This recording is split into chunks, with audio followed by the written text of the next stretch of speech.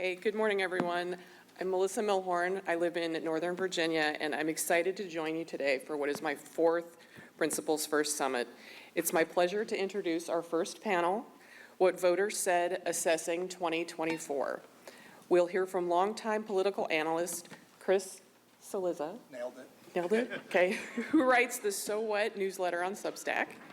Democratic strategist Simon Rosenberg, who writes the Hopium Chronicles newsletter on Substack, and Billy Binion, who is a reporter at Reason magazine, where he writes about criminal justice, civil liberties, and government accountability. Thank you for coming today.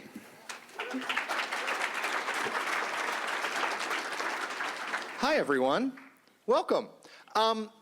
So one of the things that some people are criticized for is talking about the 2024 election, because I at least get a lot of, move on, it's over. It was 109-ish days ago. I recently did a count of that. I don't just keep a running list of how long ago it was. But I always say, I think it's really important to know what happened so you know where we are and where we need to go. And so I'm glad that I get to moderate this panel. It's the long and short of it. Okay, so I went through a bunch of stuff from the exit polling. And I want to ask Simon and Billy about that. And then we also are going to talk about, because it's like my favorite subject, but I think critically important to this conversation, is sort of the media landscape and how it has changed, is changing, will change. Simon, let's start with you. The number I always, when people say, give me one number about the 2024 election, I always say, okay, 1 in 3 people said the economy was the most important issue to them, and Donald Trump won those people 81-18. Simon? Is this on? Yes. Okay. So first of all, let me just say 2 quick things. I want to just say it's great to be in a room with so many other proud patriots. We all haven't always been on the same side of the battles in the past, but we are on the same side now. And so it's just, I'm here today largely just to say thank you all for what you're doing, and it's an honor to be here with all of you in this important mission. Second thing, clapping is good, by the way, right? The second thing is, I just want to acknowledge that today is the first day of spring training, baseball, and I think many of us are going to be watching a lot of baseball and sports over the next 6 months or 2 years, whatever it's going to be. So welcome back, baseball. It's a good day for all of us. Yeah, Chris, let me just try to, I'm going to go quick. We've had time now to think about what happened and look at data, and I'll just give you sort of 4 big takeaways that I have about what happened in 24. And first, or 5 takeaways. Number 1 is we have to remember, in terms of the road back, that Democrats beat MAGA in 2018 and 2020, in 2022, or did much better than we anticipated, and in 2023, and in the special election in 2024 in New York 3, that we actually were successful, unlike the old Republican Party, of defeating MAGA again and again and again. And we also, in the 2024 election, we actually down ballot, right, in many of these battleground states, and in North Carolina, we did well and we won elections. And so we didn't win the big one, but we've had lots of wins in recent years, and that's critical to understand, because it's not about a total collapse, in my view, of our politics. 2024 was not a rout. It was not a huge mandate win like Reagan's wins were, right? It was a narrow victory where we actually had many important down-ballot wins in many of these same states. And so, to me, the road back is not as far as it feels right now, assuming we have elections in 2026. And then 4 things. One is, I think there was a collective failure to make the big case against Trump. I think we had done that well in these previous elections that I maintained. We didn't do it in 2024. It was a lot of people are responsible for that, right, including Merrick Garland and the Justice Department. But if you look at Trump's favorability rating from the election in 2022 to the actual election in 2024, his favorability rating increased dramatically over that time with weak Republicans, independents, and which was a sign of the failure of our campaign, right? Our campaign utterly failed to make the convincing case against Trump the way we did, you know, the Cook Report had an article right after the election where they said, you know, the reason Democrats did so well in the down ballot Senate races was that we got in early, we defined our opponents, and we sort of disqualified them. Well, we never did that with Trump in this election. Future Forward spent $1 billion, our super PAC, and they ran virtually no negative ads. There was a huge failure on our side to make the case against Trump, and which is something that is really important as we go forward, that we allowed him to rehabilitate himself during the election. The second thing is that I also think we got all confused about the economy, and we got on the wrong side of opportunity with voters, the way I describe it. We have to be, I think for many people in the family, the last few years has been about making the case for big government. I think we needed to make the case for big opportunity and to make sure that we're the party that is forward-leaning and creating opportunity for all working people. I think this was particularly important with the losses we had with young people and Hispanics who viewed the Republican Party and Donald Trump as a place to go to advance their lives and their families, and we failed at that as well. This is something, again, I think we can fix. I mean, this is a fixable thing because I think for most of the last 30-plus years, we have been the party of opportunity and not the party of big government. And as a Clinton guy, this was an important fight that I was part of for a long time. Third is that we now know from the data from the voter files that Republicans changed the electorate between 2020 and 2024 through voter registration, which Democrats, frankly, mocked and made fun of.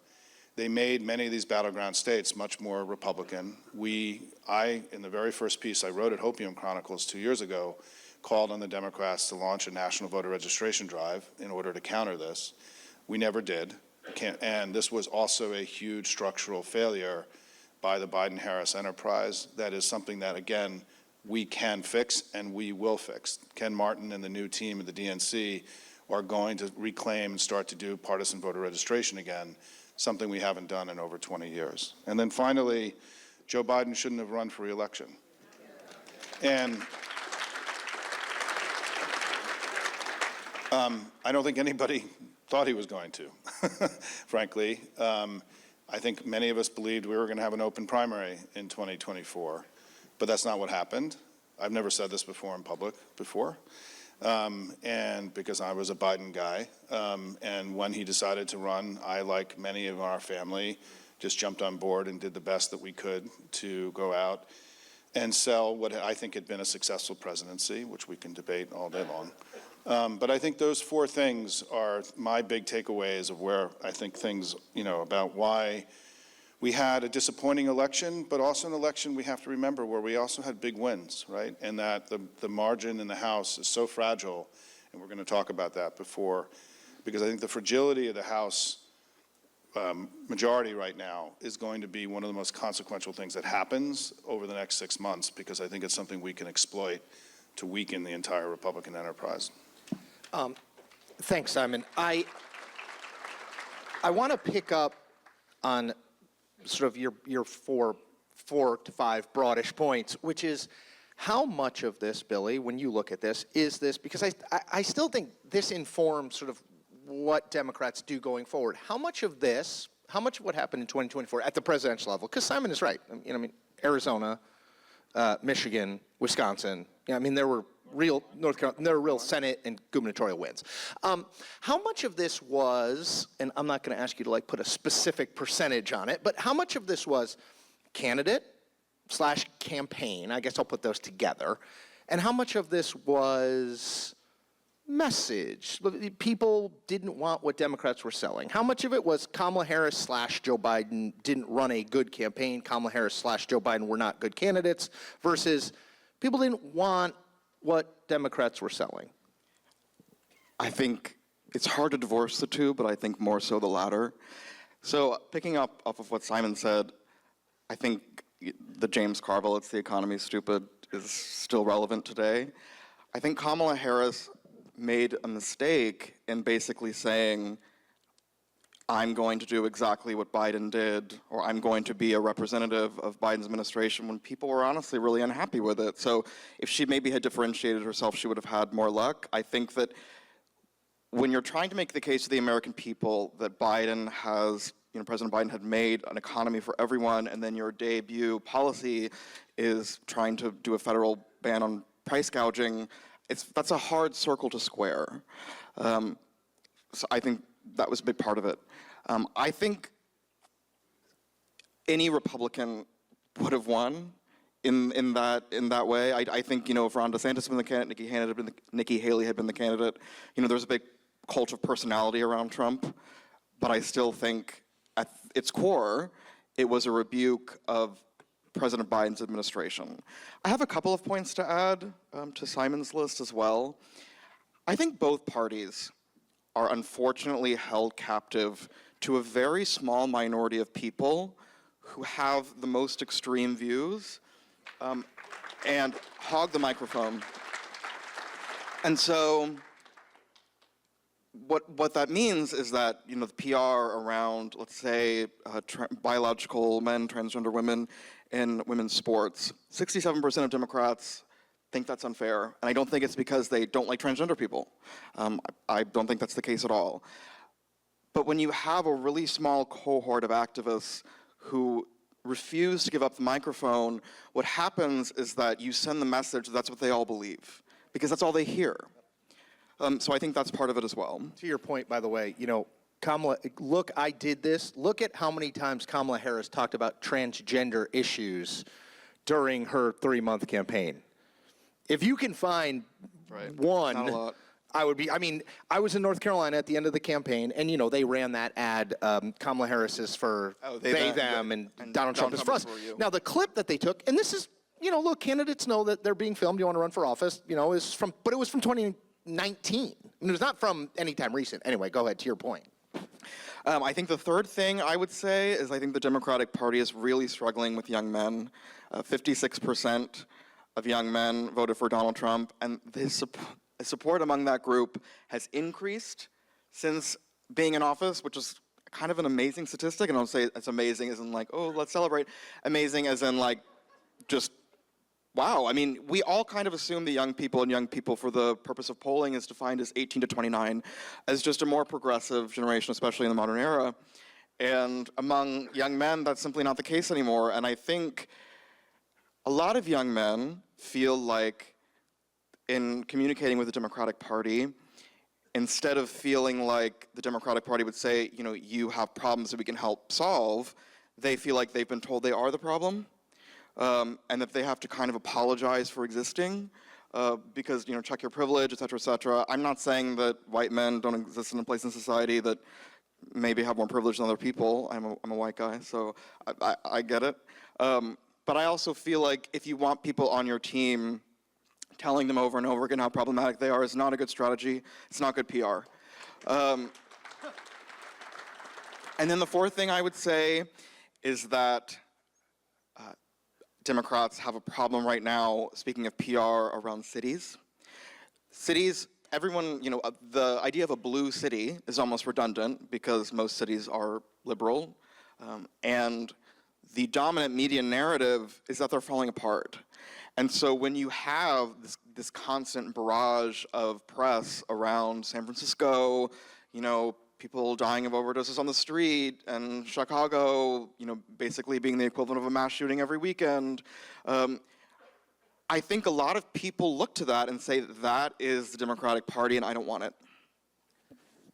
I want to you touched on a few things media related, and I want to get to that. But because I think it's critically important in this conversation, both of where we were and where we're going.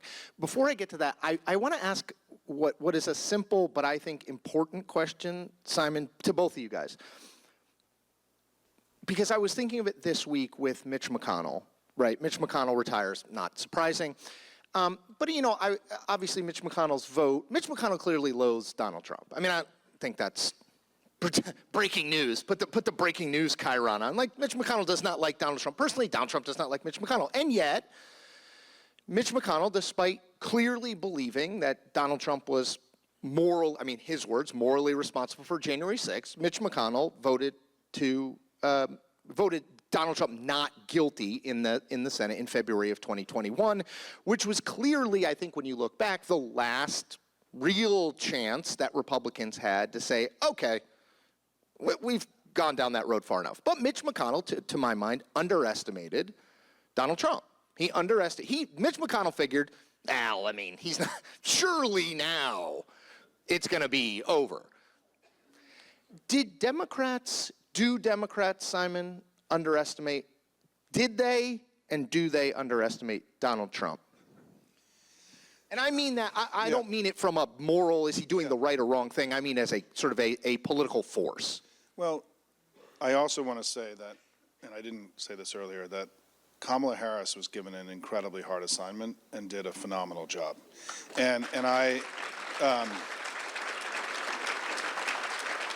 I've known the former vice president for over 20 years. Very few candidates in history, modern history, have had, to build the plane while she was flying it. All the things she did, the rallies, the spirit she brought, she left it all on the playing field for all of us, and I just want to say that because I think that she had a tough job and did a great job. I don't think we're I don't think we underestimated Trump because we beat MAGA, right? We beat MAGA. I was the lead strategist for the DCCC and outside strategist, not inside, but outside strategist in the 2018 cycle. We won by 8.5 points in that election. We beat Trump in 2020, and beating an incumbent president is really hard in our political system. We had that election in 2022 where we did far better than anybody had anticipated. We won elections all across the country in 2023, right? Swazi was, the bellwether of all bellwethers happened in New York 3 in early part of 2024, and we won by 8 points. And so I think we actually, and then we did well in all these down ballot races. So I don't think we underestimated Trump. I think our campaign failed in 2024 to do what we needed to do. And there's going to be a lot more debate about that going forward, about what happened and things. And I think Ken Martin is committed to try to do some kind of both financial and performance audit on the outside super PAC and also the campaign itself, about why it was so hard for us to spend money. Chris LaCivita has said publicly that he was shocked how much the campaign didn't try to degrade Trump during the election. And so I really believe that, and the reason this matters, right, is because we're seeing what's happening with his polling numbers right now, right, is that he is, his job approval fall in the last few weeks has been extraordinary, actually. And he's now lost 6, 7, 8 points. He's now underwater in most of the independent polls. There's a memo flying around from Fabrizio, his pollster, showing him underwater in the battleground House races. And that happened really fast. And the reason why is that I don't think Donald Trump was ever all that strong and popular. And there was a temporary period in the campaign where we didn't do a good job, and they did. Frankly, their campaign just beat us in the election. But intrinsically, he is still that guy. The January 6th guy, the 34 times felon, the person who's, sexually been, found liable for sexual assault, for being a betrayer and a fraudster and all the things that he is. Let's just be very clear about one thing about Donald Trump. No one has betrayed America more than he has in all of our history. And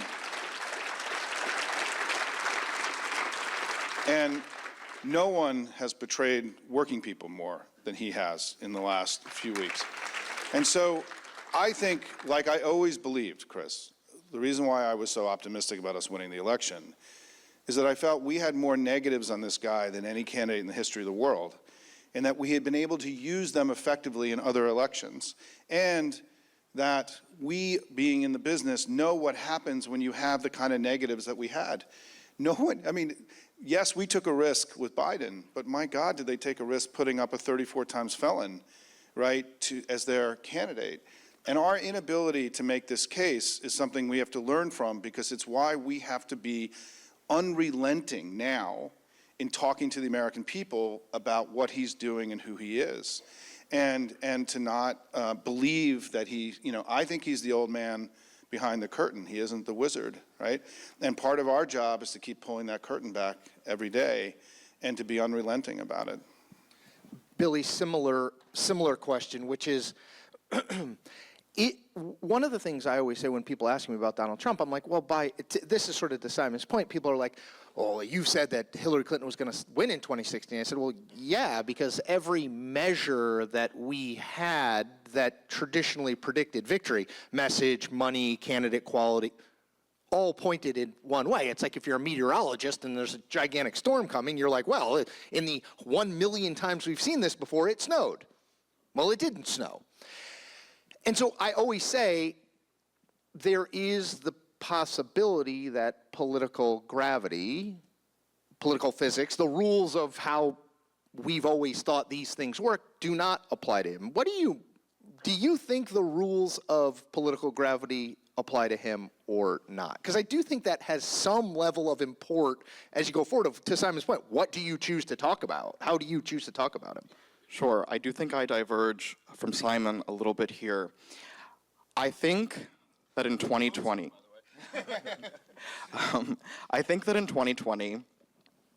the coalescing around a very anti-Trump, this is a dangerous person message, it worked. I think people are desensitized to it now.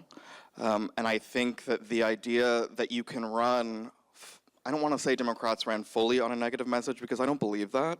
But what I'm making a distinction between is running on a negative message, which is Trump is awful and distasteful, true, versus a positive vision, which is this is what I will do for the country, and this is why I will help you, this is why these policies will help you.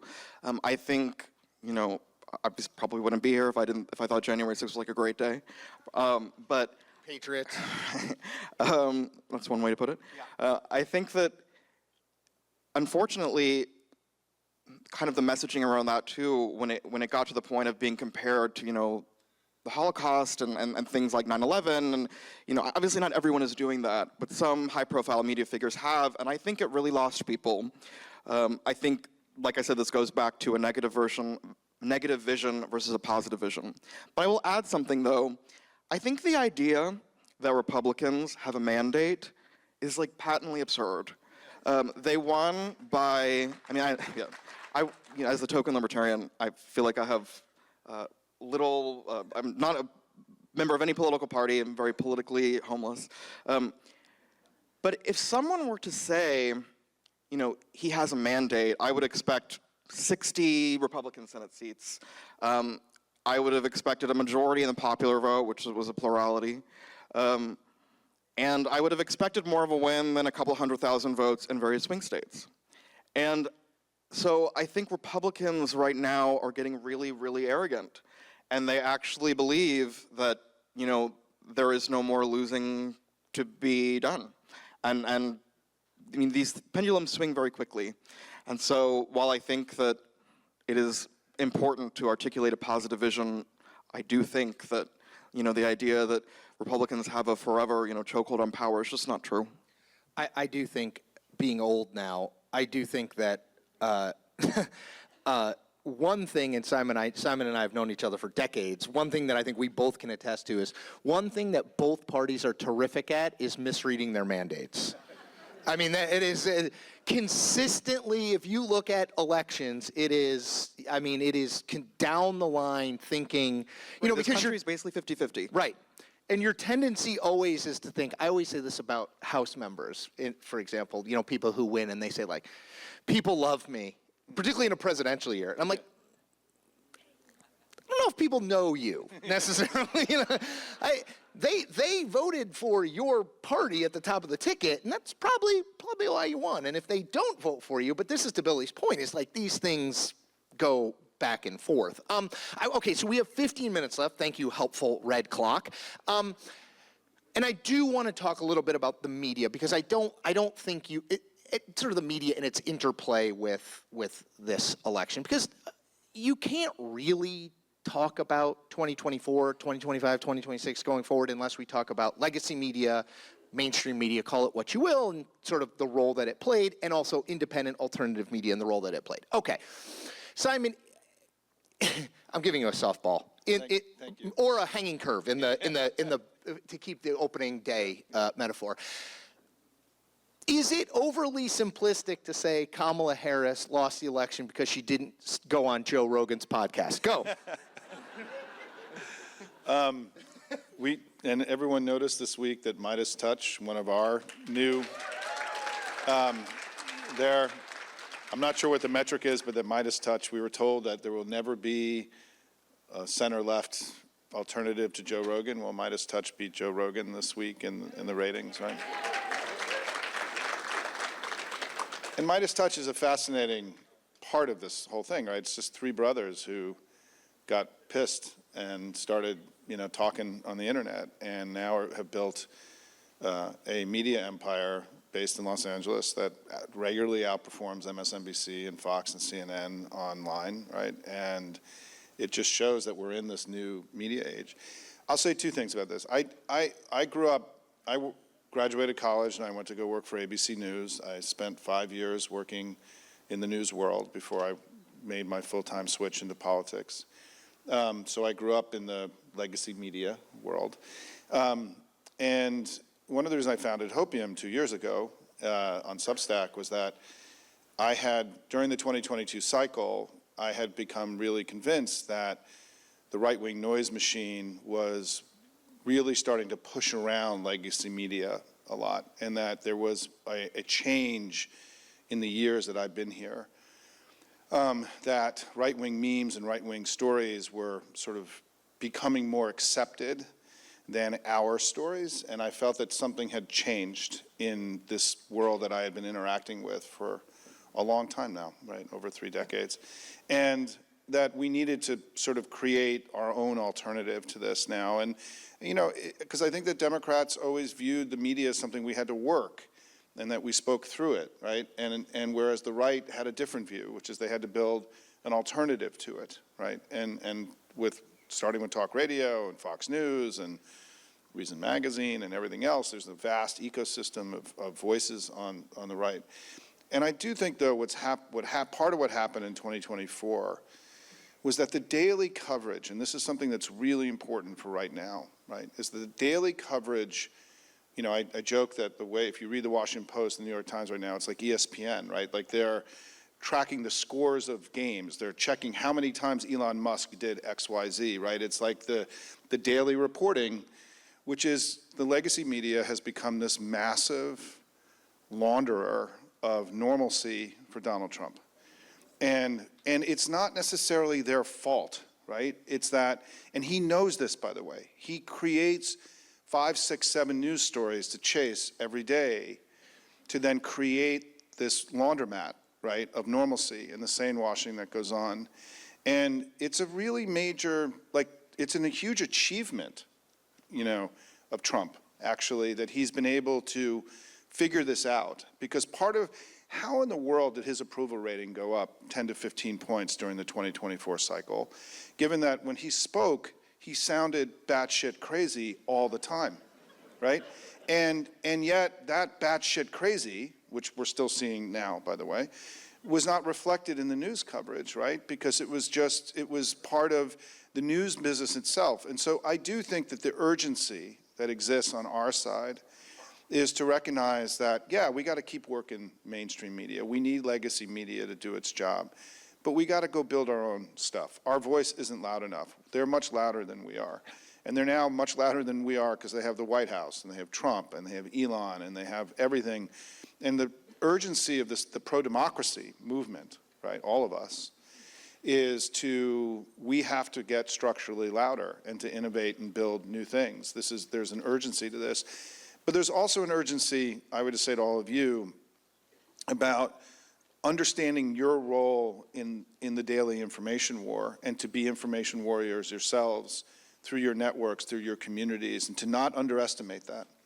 And because I do think that if 6 million, 7 million people go to work and work 10 people every day, we're reaching a lot more people than Joe Rogan is, and that do not underestimate your own power and your own voice in what has to happen now. And we're already seeing it with these town hall meetings and the way that Trump's numbers are coming down. And part of the reason they're coming down is because local news coverage all across the country is now covering people being laid off in government workers, essential government workers in communities all across the country who are now, this was not about shrinking government or about reforming it, it was about breaking it. And you've now are seeing this coverage all across the country that is beginning to resonate in local communities. And so I think my last point on this, Chris, is that the most important thing here, I think, as we go forward is to get up every day and take the John F. Kennedy, sort of admonition, right? Which is not what are they doing, but what are you doing, right? What are you doing to tell the story that needs to be told? Take responsibility for your own actions every day. Don't spend your time bitching and moaning about all the things that our leaders aren't doing, because frankly, none of us have real control over that, right?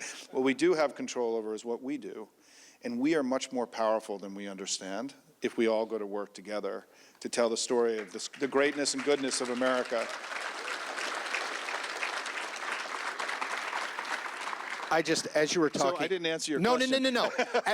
As you were talking, I was thinking, one of the things I think a lot of people realize, and I think for people like me who worked in the media for a very long time, in the legacy media for a very long time, we knew this.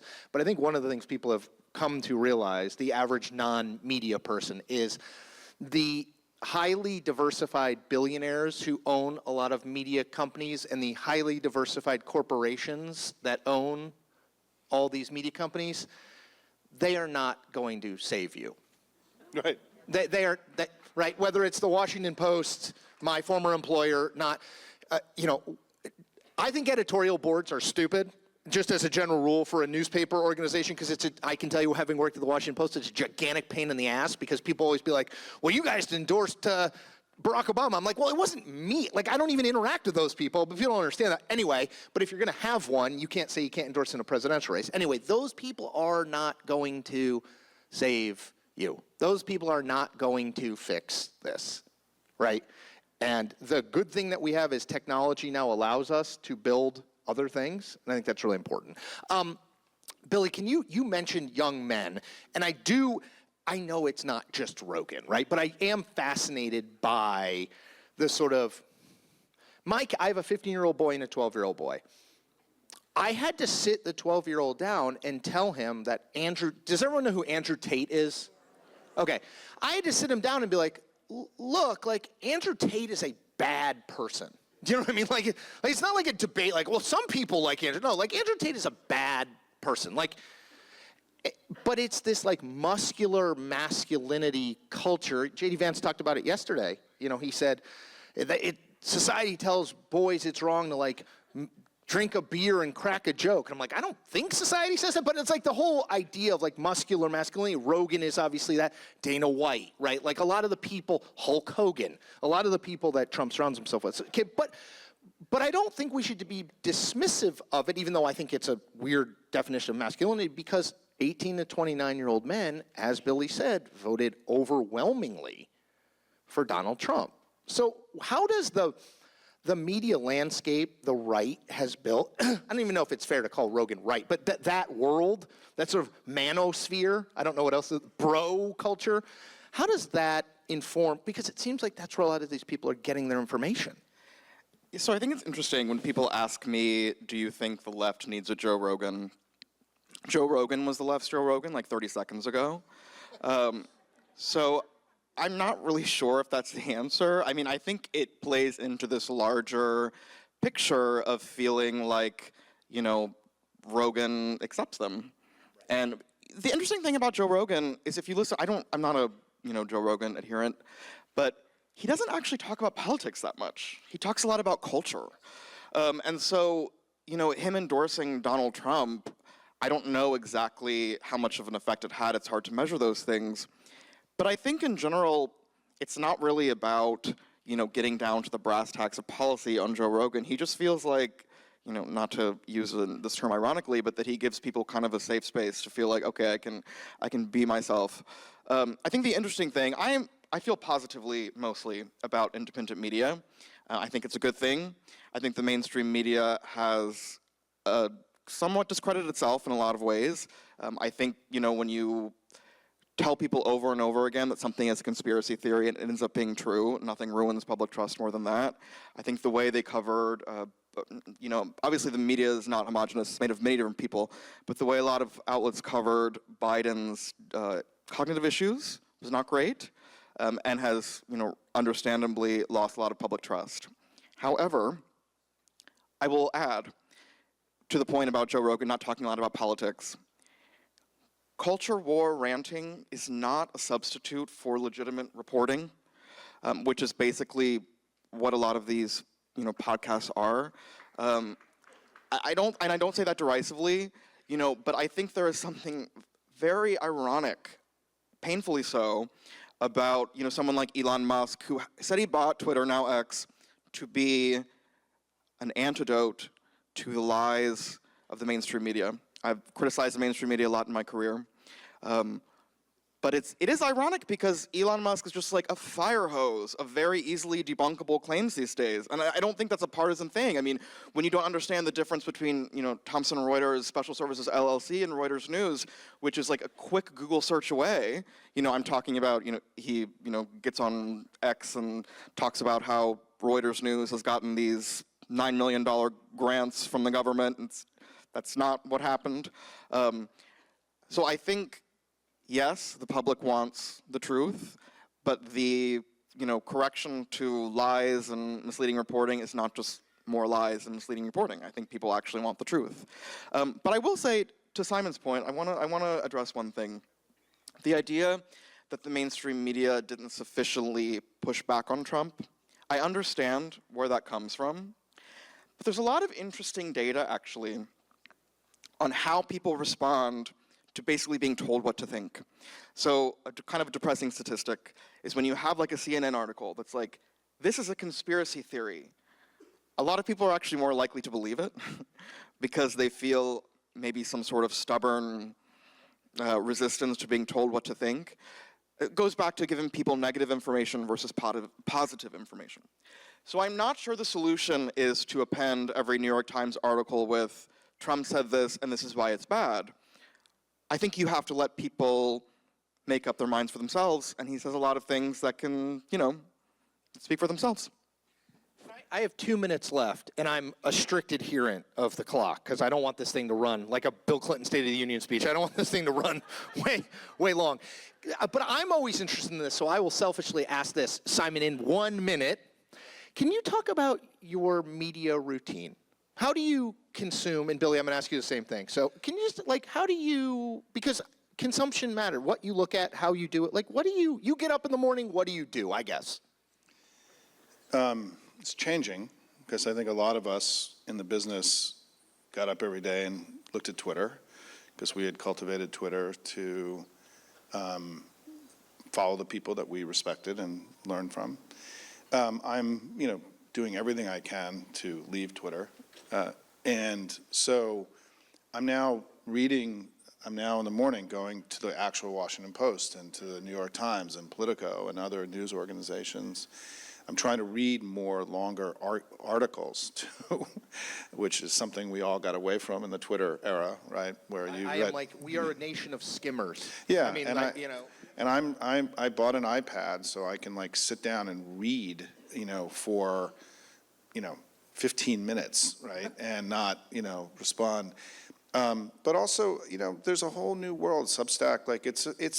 Let me end with this basic point is that for all the worry that we all have about what's happening right now, and you guys are going to spend the rest of the conference talking about it, the great opportunity that we have is to build new things and to create a new way of responding to the threat that we're all under. And I think to Billy's point, I do think that we're going to be guided by this defense of democracy, creating opportunity, cleaning up the huge mess that's being created, right? There's clear things we can do. But what makes this time exciting is that generations get called, right? We were called in the 1940s and this country responded. We're all being called now, right? History is calling us. And we all have to go leave it all on the playing field for America and for the America, the four freedoms that's under attack. And I think what I'm excited about, as much as that I get up every day and I'm terrified and I'm scared, is that I do think that people are innovating and they're fighting and they're doing new things. There's energy and spirit, right? These town halls that we've seen the last couple of days. The Americans, not MAGA and Trump, right? We, Americans, what do, right? Our job is to fight for freedom and democracy. And I think that you're seeing that play out now. And friends, we are the ones there's no cavalry coming. You're the cavalry, right? And I think what's exciting about this moment is that we're going to go build new and powerful things together because we must, or we're going to lose the country that we love. And I think you're seeing that spirit of innovation and reimagination happening already throughout our entire culture.